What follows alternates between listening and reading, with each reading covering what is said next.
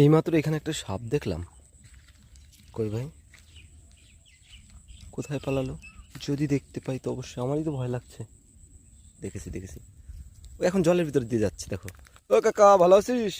জলের ভিতর কি করিস, সাঁতার কাটবি নাকি তুই?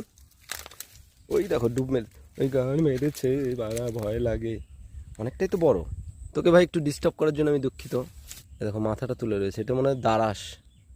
তুই কিন্তু দাঁড়াস, জানিস তো? তুই একটু দাঁড়াস কাকা।